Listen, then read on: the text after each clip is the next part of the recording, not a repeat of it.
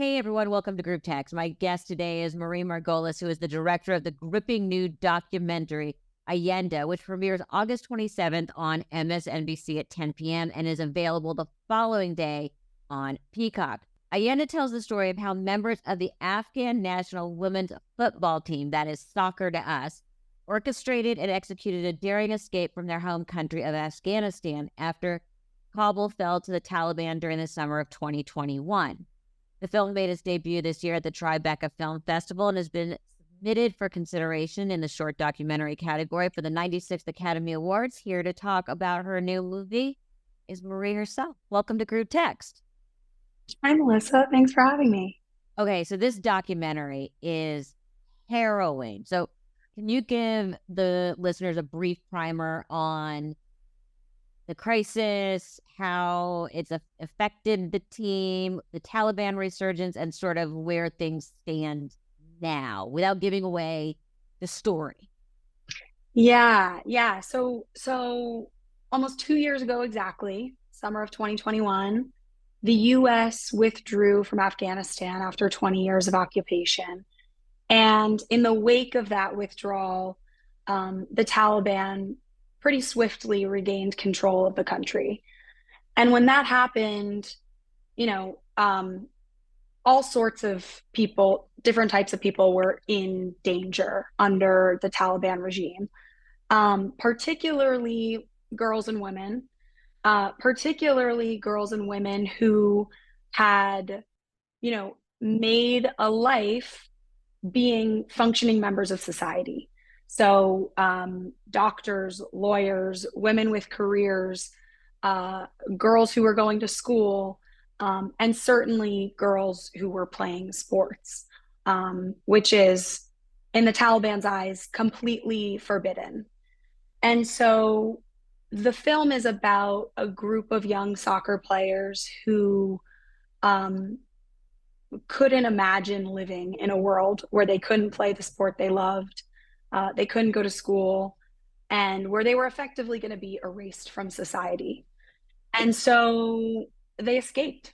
And they did that with the help of a group of sort of vigilante style international operatives, some of whom work for the government of the US, some of whom don't.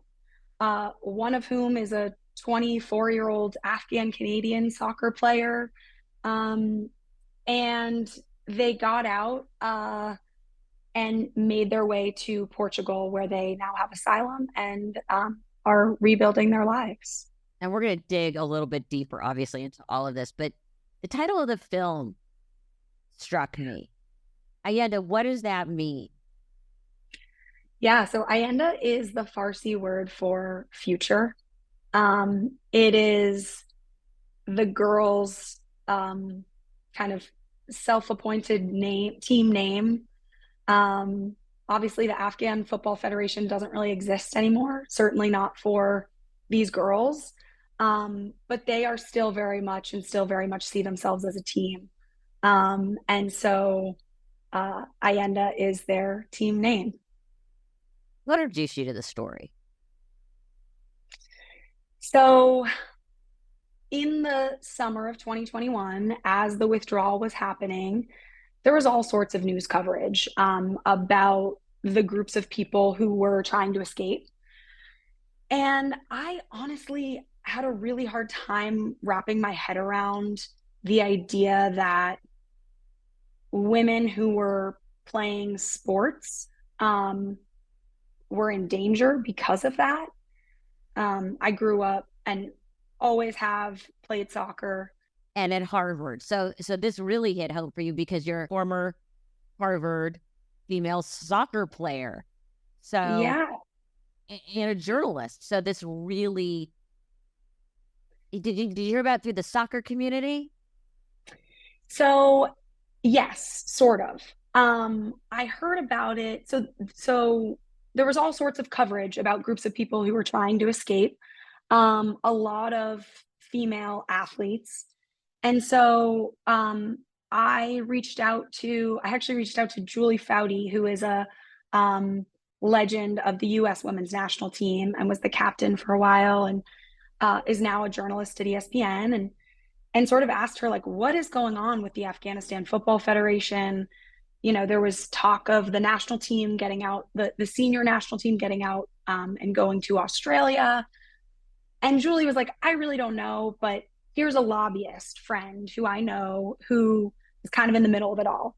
I talked to her lobbyist friend. Her lobbyist friend introduced me to some other guy who worked at a airline who was helping, and he introduced me to someone else. And 10 phone calls later, I got myself in touch with one of the folks who was sort of at the center of the operation to get the girls out. And so he caught me up on kind of their effort to get the girls out. They were probably 2 weeks in at that point. And he said, it's too dangerous to give you a lot of information at the moment. But once the girls are safe, I'll give you a call. And so he calls me 2 or 3 weeks later and says, great news. The girls are leaving Afghanistan. They're on their way to Portugal, and they're going to be there in 2 days. And so if you want to meet them, if you want to learn more about the story, you can come. And so I got on a flight with a camera operator and met the girls in Portugal when they landed and started filming Ayenda. Because I say the making of this, how much of it was real time coverage, and that how were you able to get that, especially coming in and having sort of to recreate the whole thing with, I'm assuming, footage that they had taken of themselves. Yeah. I mean, it was really a discovery process on the ground from the second I got to Portugal. What the girls had just been through was traumatizing, complicated, certainly not my area of expertise, the Afghan United States relations. And so I had a lot of learning to do in that first couple months filming with the girls. But the escape had already happened. So right. I was sort of filming and learning as I went. But really, most importantly, getting to know the girls and developing trust and relationships with them that were strong enough that they then shared cell phone footage and voice memos and images with me after the fact, and kind of talked me through, hey, this is a video of us waiting at the gas station when the Taliban showed up. And this is a photo of us, walking to the airport after 20 days of waiting. Like I think for a lot of them, it was just sort of instinct to capture this incredible journey. And as you said, harrowing journey that they were going through in real time. And then I was just lucky enough that they trusted me enough to share all of that with me. It's pretty crazy when you actually sort of step back and realize if they had been caught, or if this had not gone as planned, they weren't going to get a fine or put in jail. They would have been killed.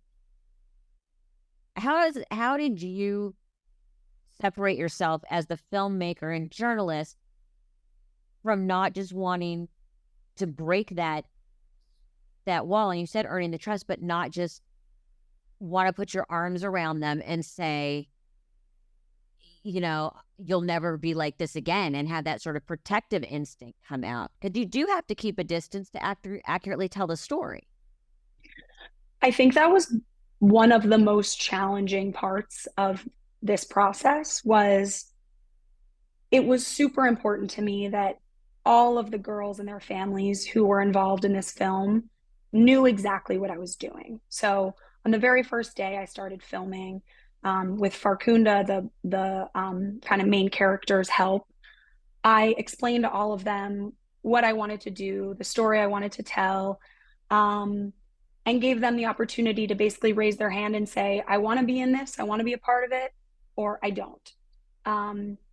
They were all enthusiastic and excited about the opportunity to tell their story. But that was the beginning of, like I said, real relationships with these people. That was the only way I was going to be able to tell their story accurately, and kind of with the care that it deserved. But then the problem was I really cared about them and still do.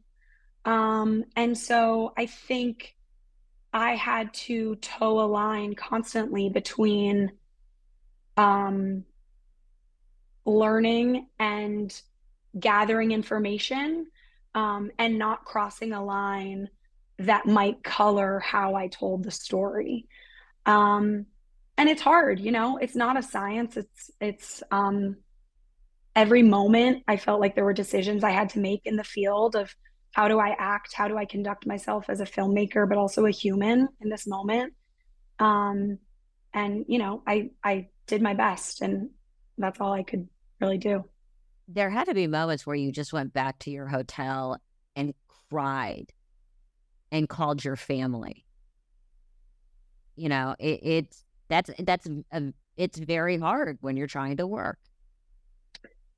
It's really hard. I think there's a really difficult reality about documentary filmmaking that the endeavor is inherently exploitative. Every documentary, every story that we tell, regardless of the subject matter, we are using someone else's story, um, to make art, and hopefully that art is made, like I said, with care and quality. Um, but it's hard to, especially when it's young girls, who are in a new place, in a new culture with a language they don't speak, to make sure that I was super cognizant of always making sure that I felt good about the way, um, I was capturing their story and the way I was, telling it to the world. So the movie opens like a Mission Impossible operation, this voice giving these teenage girls very serious instructions. Whose voice were they hearing? Yeah, they're hearing the voice of Farkhunda Muhtaj, who is, like I said, the 24-year-old Afghan Canadian soccer player who, sort of by happenstance and her own, initiative to try and help Afghanistan in the wake of this, tragedy, um, she became sort of the heartbeat of the operation to get the girls out. She was first and foremost the translator. So she was relaying information from the operations team to the girls. So the operations team was, a bunch of mostly former, governmental folks, veterans, people who had real connections on the ground in Afghanistan and had the knowledge and the infrastructure to move a large group of people out of Afghanistan, during the crisis. And she was really the conduit between that group of operatives and this group of 16, 17, 18-year-old girls. So she became, not only their voice of, and sort of this disembodied voice telling them what to do at every turn, but also in a lot of ways, their emotional support and, their source of hope. And, Farkhunda tells stories about in the darkest of moments with the girls when they were really, dejected and not feeling super optimistic about their chances of getting out. She would do things. And I'm sure terrified. Terrified, completely terrified, wondering if it's worth it. Farkhunda would do things like, yoga and breathing exercises and have them imagine their lives as professional soccer players abroad, and really amazing, kind of like psychological support, all over voice memos on WhatsApp. Insane. These girls faced an unimaginable decision. They had to choose some family members to take with them to safety, knowing that they were leaving others behind to face the wrath of the Taliban. I mean, how did they do that? And I mean, knowing you're never going to see these people again, how did they?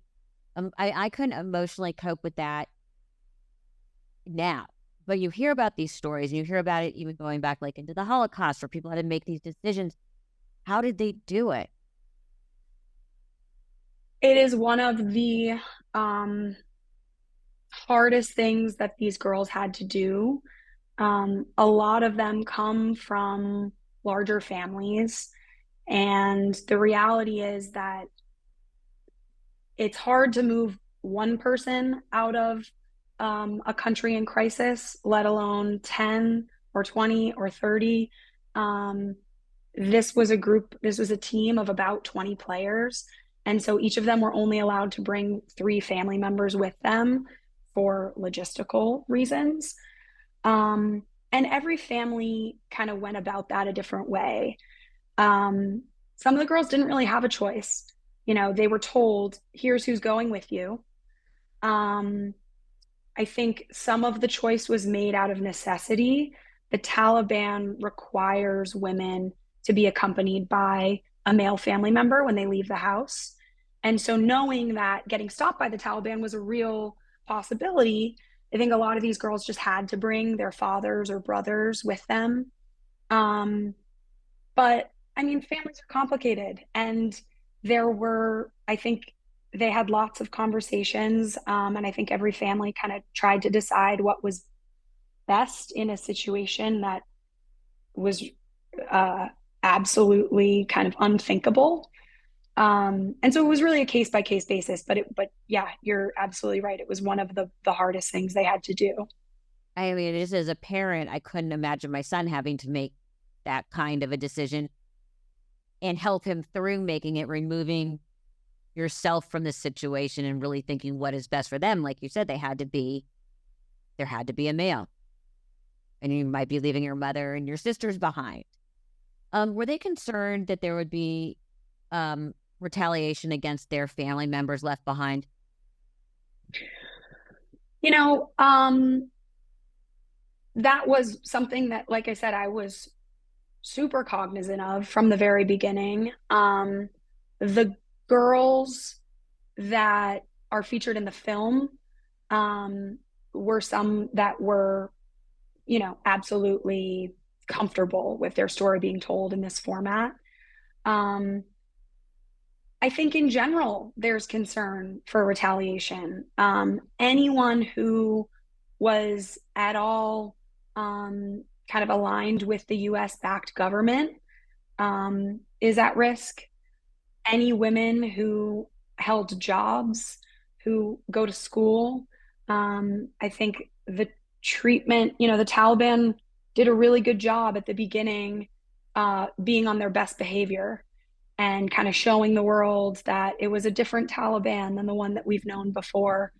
And as time goes on, the reality is that that's not the case. And that's super clear.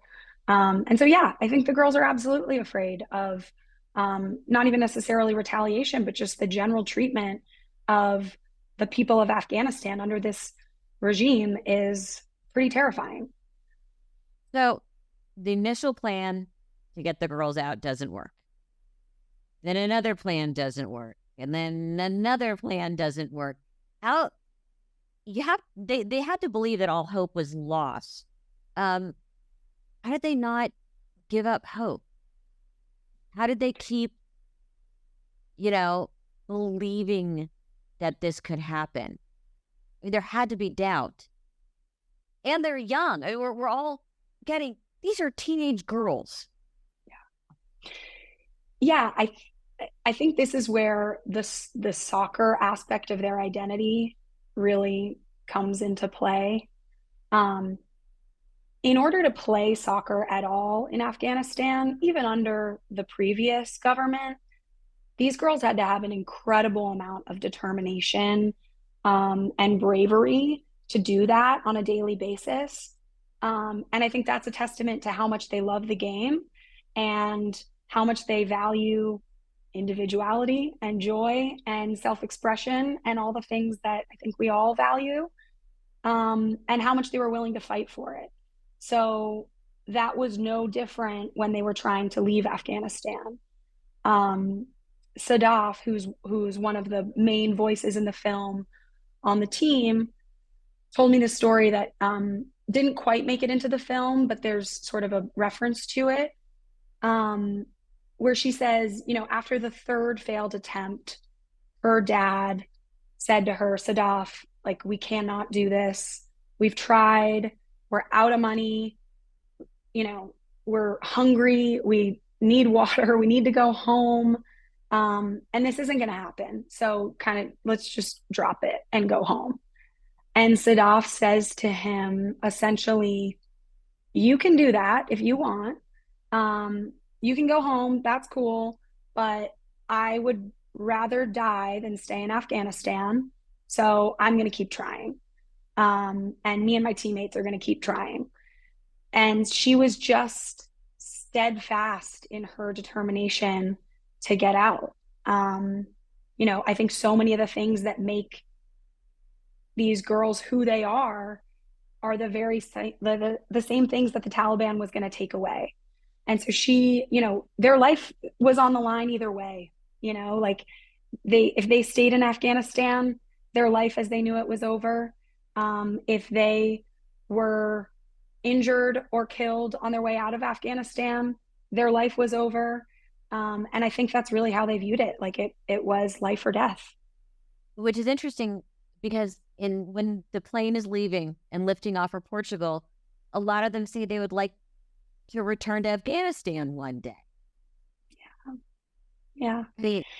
Yeah. The level of pride and love, like deep, deep love for the place that they came from, is one of the things that actually struck me the most as I got to know the girls. They really, and I think this is something that as Americans, we think of Afghanistan as this war-torn country that has all sorts of problems, and I think you can see in the film, like, for these girls, it was their home and it was filled with love, and it's aesthetically and geographically, it's a beautiful place. And the culture is so meaningful to them. And so they didn't want to leave. Like, they didn't have a choice. And so I think that's one of the things that, I talked to Sadaf the other day on the anniversary of the Taliban taking over. And I asked her how she's feeling and how she's doing. And she said, I'm happy. I feel grateful. I'm safe. She's playing soccer on a really great club team and in Portugal. But she's like, I want to go back. And so I'm, basically preparing and living my life here in Portugal in order to go back to Afghanistan someday. How are they supporting themselves? Yeah, so the Portuguese government was great, and they provided a lot of aid and support for the first like 18 months or so that the girls and their families were there, in the form of housing and stipends and things like that. That aid program is, I don't know the details of it, but I assume it's up, if not soon to be. And so, a lot of the girls have found jobs themselves. Their parents have tried to find jobs.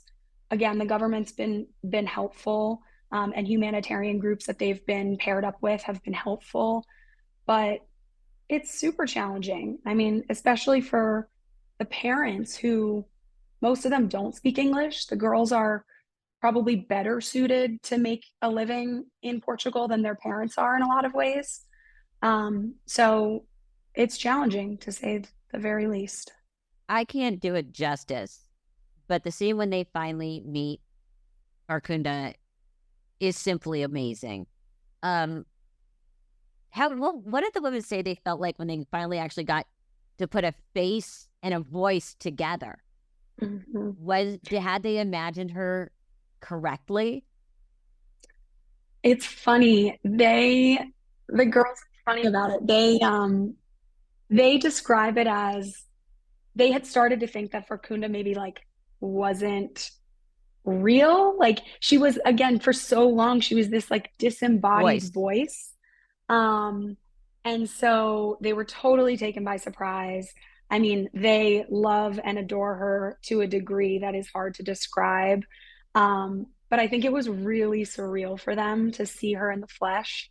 Um, they had no idea she was coming. That was actually one of my first shoots in Portugal. So I'm following Farkhunda with a camera. She's like, "This will be awesome. Trust me." I'm like, I am just trusting this person. I don't know much about the story yet. And it turned out to be one of the most touching and profound reunions that I've ever seen. And the best is that she tells them to go to bed, that they had practice the next. So your background is in journalism and you played soccer while you were there at Harvard. Did you get a chance to play at all with the girls in Harvard, with the girls in Portugal? Did you bring your cleats? I never brought my cleats, but I did my very last day. The last time I was in Portugal was about a year and a few months ago, last spring. Um, and I played with Sadaf and her sister.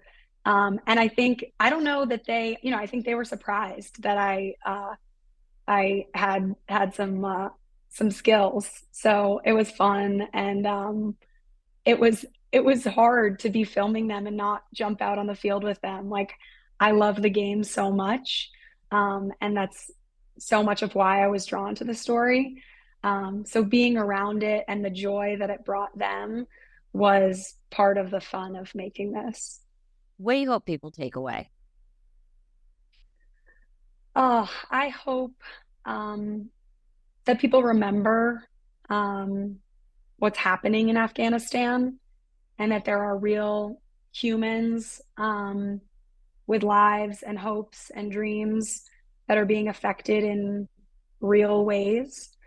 I think often when something like the US withdrawal from Afghanistan and the subsequent Taliban takeover happens, the news cycle is all over it for a little bit of time. And then something else happens and everybody moves on. And that's the way of life. And I get it. But I think watching this film, hopefully people will remember that for millions of people, this didn't go away and it's still happening. And that, you know, something needs to be done. The Taliban is like I said, getting more and more restrictive, and the lives of everyone there are really in danger on a day-to-day basis. And reminding people of that is something I hope they'll walk away with. And one of the reasons I love it is, they always say that art brings people together. I am a firm believer that sports is another one of those sort of great unifying things that gets rid of all boundaries and prejudices. And I'm a firm believer in that. So I love that angle. What is next for you? Let's go shallow. What you working on now? Yeah, unsurprisingly, more soccer. Yeah. So I'm working on a series about the U.S. women's national team and their journey leading up to and during the World Cup. So I just got back from Australia filming with some of the players there, and am deep in the edit for that now, which is fun. Before I let you go, I have to ask, what are your thoughts on what happened? I think they're a young team. I think they're young. I know they're number one in the world, but nerves. It happens, and you peak too early or too much pressure, I think that's certainly a big part of it. I think it's a confluence of factors, some of which have nothing to do with the team itself. It has to do with the world, the rest of the world getting better, and sort of getting hip to women playing soccer. What a novel idea. And federations putting resources and money into the development of their programs. And so the competition is tougher, and that's a really good thing. So I think that's a silver lining for sure. And yeah, this is a team in transition. They had a lot of injuries for key people, a lot of young players in their first world championship. There's a whole host of reasons that we'll explore in the Netflix doc that I'm working on. There you go. Everyone needs to watch Ayenda on August 27th on MSNBC. It premieres at 10 p.m. And if you don't catch it then, definitely pick it up on Peacock the following day. Maria, I want to have you back because I want to have a whole sports discussion with you. Oh, love it. I do too. I do too. I got to start prepping for my fantasy football team. Likewise. Thank you so much.